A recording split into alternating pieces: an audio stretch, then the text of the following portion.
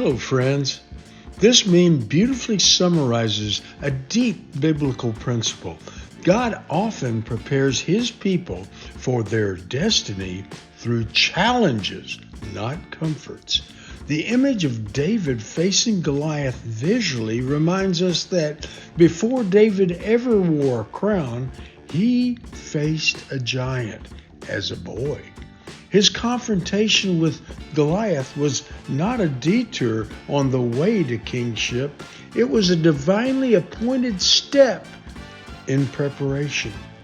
Let's unpack this with scriptural points. Number one, God's preparation comes through trials, not thrones, through obstacles, not position.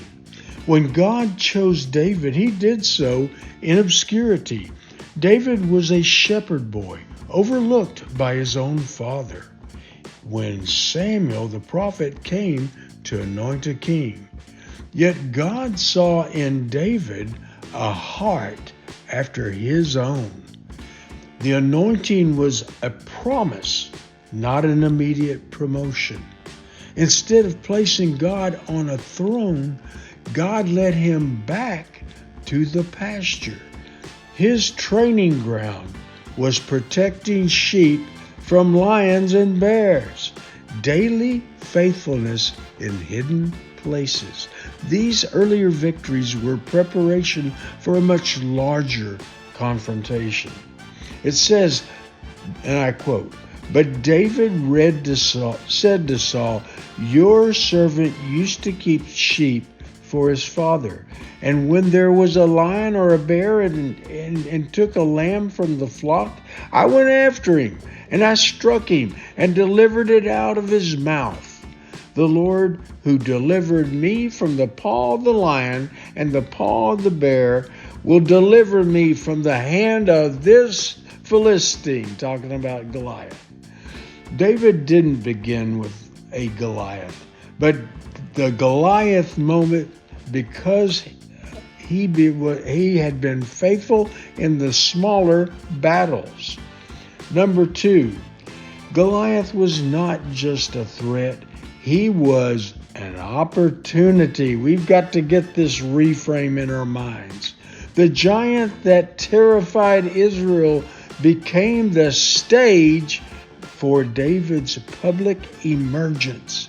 When others saw Goliath and thought, "He's too big to fight," David stepped up and saw him as he's too big to miss. His faith in God's deliverance transformed the battlefield into a proving ground. Then David said to the Philistine, "You come at me with a sword and with a spear and with a javelin, but I come to you in the name of the Lord of hosts, and the God of the armies of Israel, whom you made the mistake of defying." David's victory over Goliath didn't crown him king immediately, but it shifted the trajectory of his life and brought him into national prominence, placed him in Saul's court eventually, and set the stage for his eventual kingship. It set the stage. The things were in place. Number three, God uses giants to shape character and reveal calling.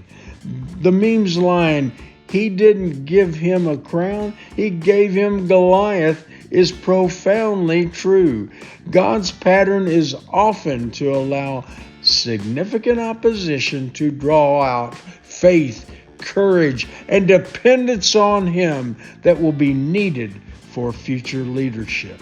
In Romans 5:3-4, it says, "We rejoice in our sufferings, knowing that suffering produces endurance, and endurance produces character, and character produces hope."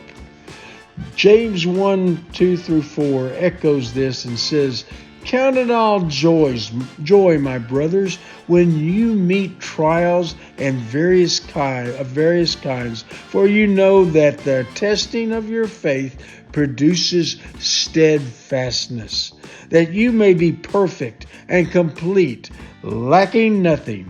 when that time comes. David's Goliath moment was both a test and a revelation, not only to Israel, but to David himself. Through that encounter, his private trust in God became a public testimony, and his future calling began to unfold. Number 4, your Goliath prepares you for your purpose. The principle applies beyond David. God often sends us Goliaths, not to destroy us, but to develop us. Challenges stretch our faith, clarify our identity, and prepare us for the responsibilities of the future. Before Joseph ruled Egypt, he faced betrayal, slavery, imprisonment. Before Moses led Israel, he spent 40 years in the wilderness. Before Jesus began his public ministry, he faced Satan in the desert alone. Likewise, your greatest battles will often precede your greatest breakthroughs. What feels like an obstacle may be the very tool that God is using to prepare you for your destiny. David's story reminds us that God's preparation may come wrapped in a challenge. The giant you face today may be the very means God uses to shape you into who you need to be for tomorrow. Your challenges prepare you for your purpose. Like David, when you face your Goliath in faith, you're not just fighting a battle. You're stepping into your God-given destiny with His power and presence. You won't be defeated. You're going to step up